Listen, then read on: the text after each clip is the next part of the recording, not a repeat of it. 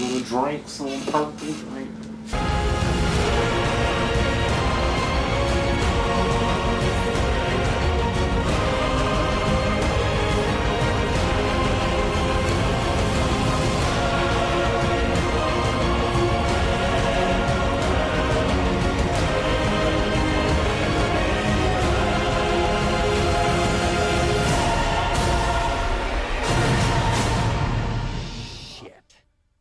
Did I leave the stove on?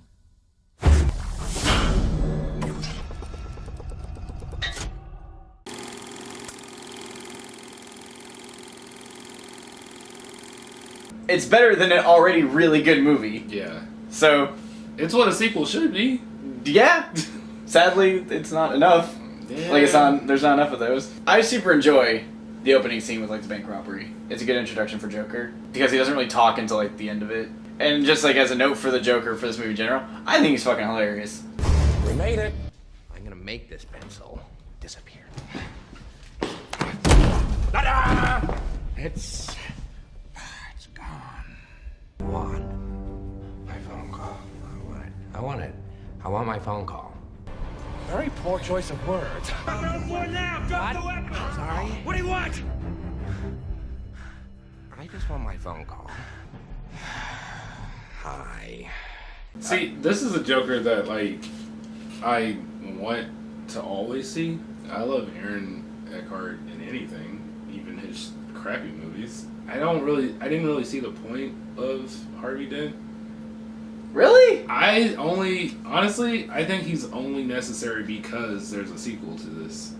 Because he's such a huge, like, plot device in the third movie. I saw the point to him, but I just felt like if he wasn't in the movie, oh well. Or if he wasn't Two-Face, then fine. I think he was pretty necessary because he is like the tipping point. It's kind of like the Killing Joke kind of thing where Joker tries to change somebody for one bad day, and he is not the reverse of Batman, but like almost a mirror of what Batman tries to do. Yeah. The Joker's like threat tape that like he puts on the news. Oh, and every day he doesn't, people will die. Starting tonight. I'm a man of my word.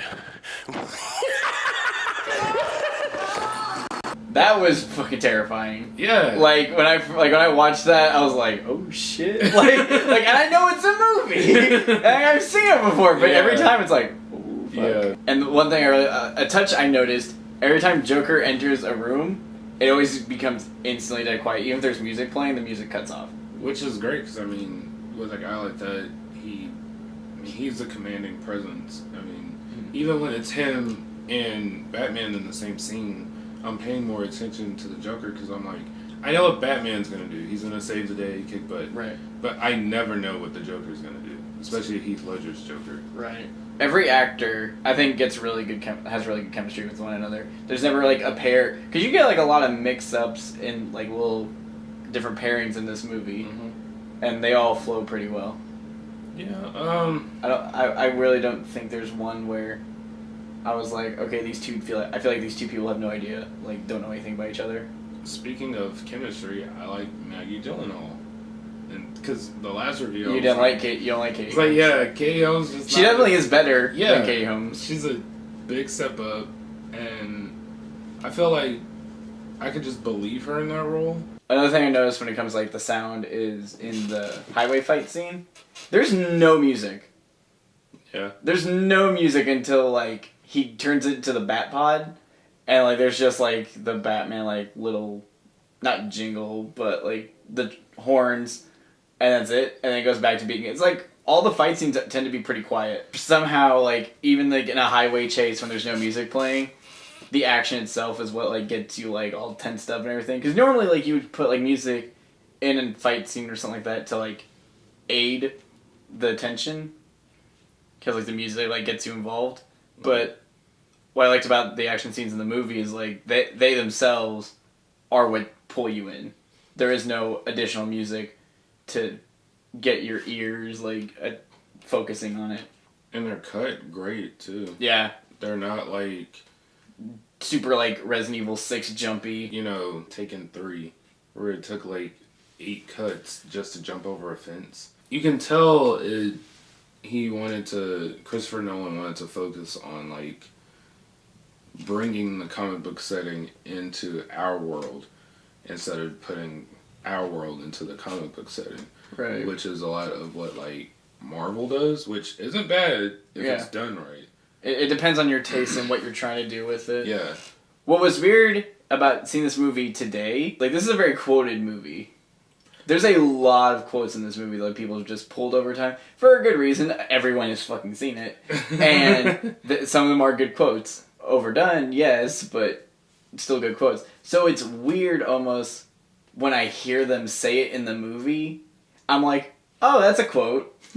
Like, I instantly get pulled out of the movie now because I'm just thinking of all the times it's said. It's weird to think that this movie is 9 years old, plus Iron Man coming out in the same year. These movies definitely did a lot for what superhero movies are now. And it's weird to think, 9 years ago, this movie came out. 9 years ago when this movie came out, Spawn and Steel were the ones coming out. My biggest complaint with the movie, the ending. Harvey Dent's dead, Rachel's dead. Man, you lost everything. And I feel like, I mean, maybe that's just Batman's character, where he just has to be alone. But I just wanted some glimmer of hope. I'm not a huge fan that he dies like 20 minutes after he's introduced.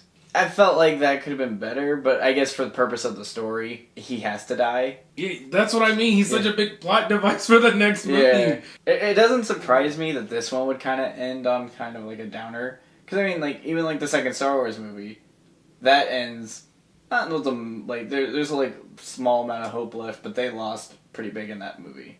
Yeah. And Batman Begins is the first in the trilogy, so it has to set it up. So it makes sense that, like, it's not, like, a happy note, but it doesn't end, like, all down and stuff. But with Dark Knight, at this point, they definitely knew a sequel was going to be coming. Yeah. So they can end it kind of, like... Playing on that. Yeah. And what I appreciate about this being a sequel, you could not... Even if you didn't watch Batman Begins, The Dark Knight still works really well. It's a great standalone movie. For the longest time, I thought it was a standalone movie. You saw it before Batman Begins? Yeah. Oh. Mm-hmm. And I just thought, I was like, oh, cool, a new Batman movie. Why not? I'll watch it. Oh my god, I love it. My complaints with the movie, but it's a lot of small stuff. I noticed all three of these movies have the same problem when it comes to their villains, because they try to put like 2 villains in every movie. It's very obvious one villain is much stronger than the other one. They can be interesting, but when it comes to villain-wise, I'm really only threatened by one. Ra's al Ghul is like the Joker of this movie, of the last movie. Mm-hmm. Scarecrow is like the Harvey Dent, or Two-Face, of the last movie. I understand the motivation. It is kind of quick, but... It's super quick. That's another complaint of mine. It is quick, but, I mean, there is the scene where he's interrogating the guy. He's clearly not, like, the most stable person. Oh, wait, how the fuck did the guy get a gun in a courtroom? Yeah, and then Harvey's, like, totally unfazed by it. He's like, nah. Yeah, give me that. Bam. I'm like... The Bat voice. Drop the gun. Beautiful.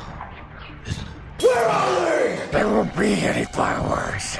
I'm not wearing hockey pads. Someone knows where he is. You'll be in a better jail forever. Although I already said I didn't really like it in the last movie, I still don't like it here, and I hate that he does it in the fucking scene with Two-Face and Gordon's family. I hate it. Because it takes away... It's so distracting. Because he's like, You don't want to hurt the boy, Harvey. can you talk normal? Like, people are gonna fucking die. Like, this is like there's a gun to a boy's head. Quit doing the voice, or at least tone it down. Yeah. So he could have just talked, like, maybe a little deeper, but he didn't have to do, like, the gravelly voice. It's so distracting because it's so over the top. I noticed this especially when Joker busts into the party, the birthday party. It's not birthday party, it's like the Harvey Dent fundraiser. And, like, he has, like, the knife to Rachel's face. And this...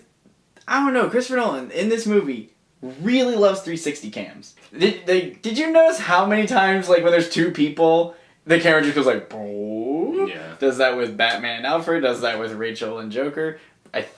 I can't remember, it does it with Harvey and someone else. But, like, there's so many times the camera just spins around in a circle. And, like, it don't need to. Speaking of the party, the whole fundraiser, did Joker just leave after Batman dove out of the window to save Rachel? Yeah. That was a weird... Like, because it cuts to the next scene after he saves her, but like they never go back in. I don't think Harvey ever questions what happened to him at the party. I really like the opening. The setup is really good. The school bus just busted through the wall. That was really cool. Mm-hmm. And how does Joker get away? He gets in the bus, and it just drives into a line of other school buses. How did the school bus behind the one that just came out of a fucking bank, clearly not part... Like, how did the bus driver behind that go like, hey, I don't think he's part of the field trip. I told you, because it's Gotham. Weird shit happens in that city. Like that. And they're like, whatever. I love the opening scene. It might be my favorite scene in the whole movie because it lets you know everything you need to know about the Joker. He constantly kills off his people. Yeah. He doesn't give He a fuck. doesn't care. I mean, even the bank robbery was pretty pointless for him, but he's like, fuck, I'm going to do it anyway. He just constantly kept getting money just to light it on fire later. Mm-hmm. Good scene as well. Feels good to watch good superhero movies. Yeah, really 4 out of 6 ain't bad. Woo! So, obviously our rating, we give it 2. Mm-hmm. Damn right. Next up is The Dark Knight Rises. We'll get to that next time. Bye.